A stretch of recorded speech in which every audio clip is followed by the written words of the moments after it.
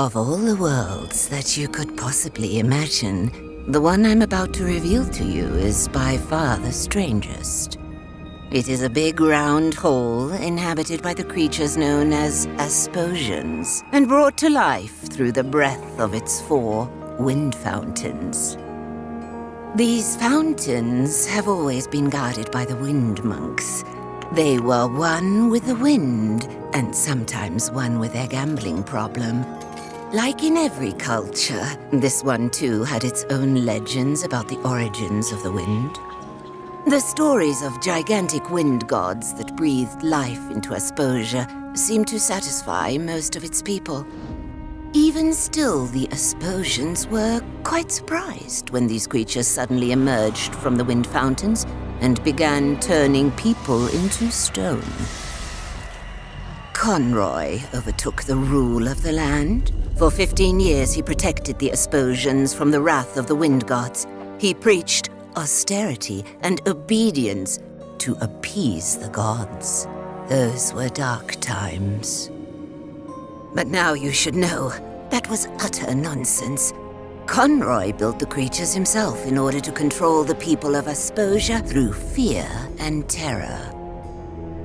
Then one day, 3 years ago, he was defeated by a young hero.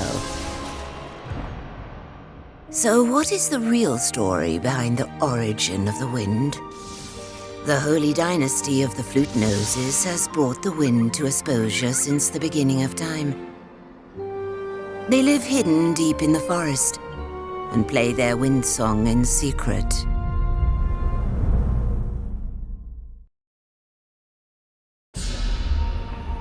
Just look at him. Look into his devious eyes. Do you see what I see, brothers and sisters? I see a traitor, a murderer, a crime against nature. It was he and his kind, them with their noses, that summoned the Basilians here, whose evil gaze they used to turn innocent Asposians to stone. They murdered our Abbot Conroy in the most cowardly fashion. For years he'd been protecting us from the Basilians. Like a father putting his arms around us, he appeased the Basilians that they have summoned to attack us. My name is Seraphius Cedar Cantata, flautist of the 2nd rank. It has been my noble task to perform the wind song, and with it keep Asposia alive. The fountains flow because of our dynasty. We are but a tool of the wind. What did that flute nose say? Louder! Listen, please. You will all suffocate if we cannot play our song. Are you all complete idiots? Conroy was evil. Conroy was our savior. He has given his life for us in the fight against these heathens.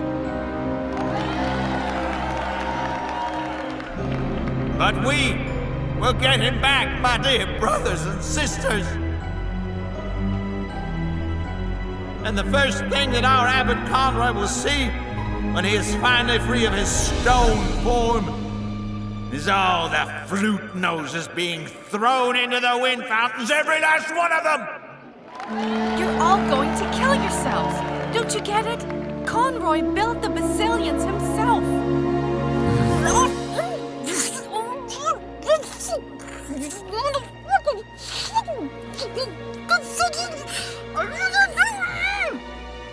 Our king will come, and he will bring peace. So says the prophecy.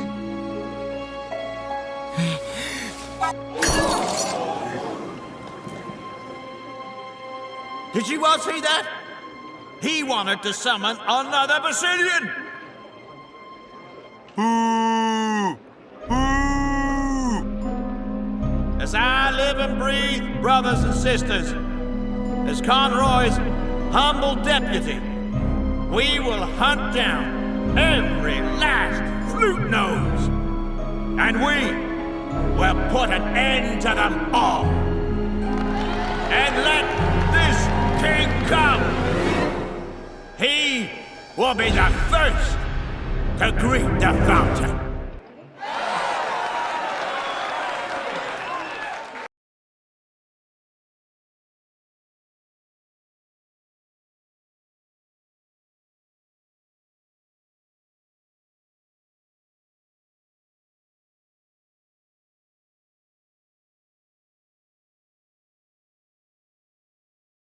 And there he is, the King of Asposia.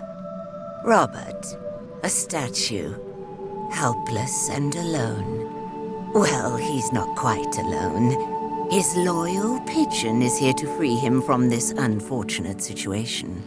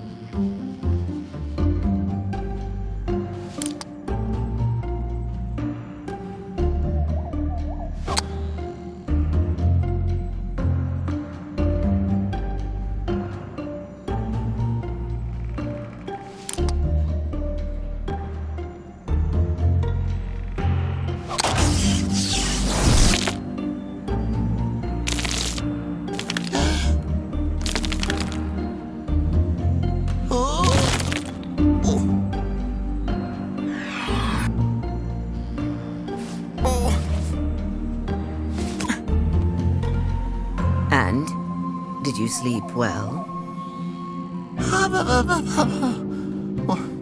What? Where am I? Who am I?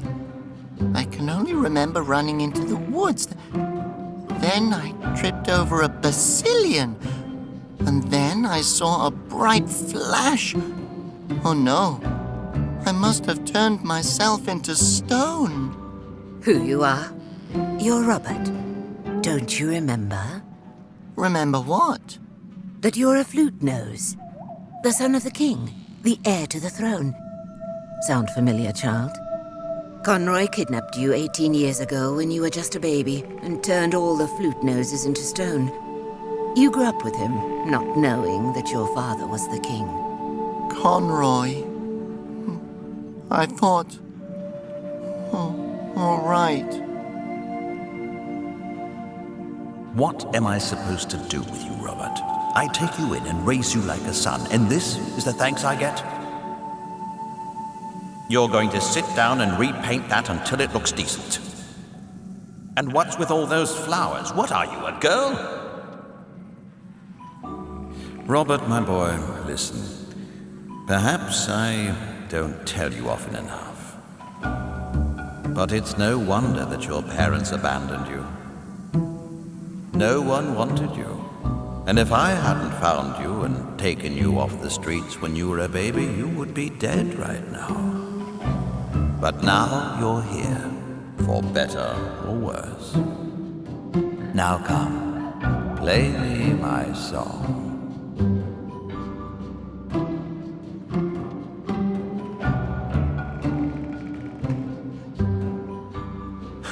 Yeah, those were 15 long years. Yes, but you defeated him. Chin up, boy. Now the only question is why you're still standing around in this forest instead of finally ascending the throne. I just felt that maybe I'm not worthy of being king. I would go so far as to say you're not even worthy enough to be a shoe shiner. What was that? No! Be quiet! What? Who are you talking to, child? To... no one. Definitely not Conroy's imaginary voice in my head.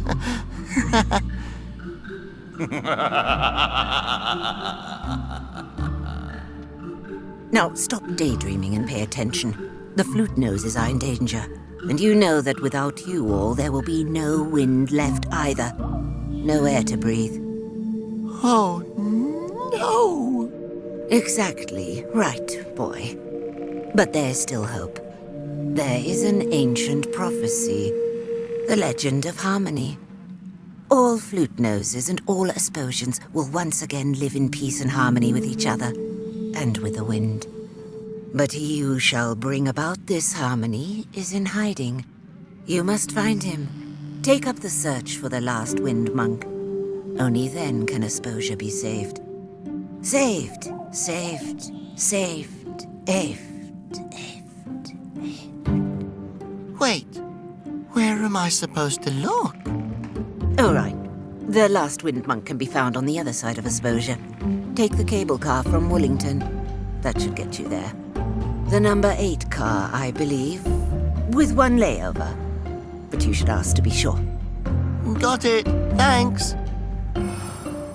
You're completely alone, my boy. Stop it. You're a statue now. Leave me be. Never. I'm a part of you now. Concentrate, Robert. You have to save Asposia. You'll never succeed, and you know it.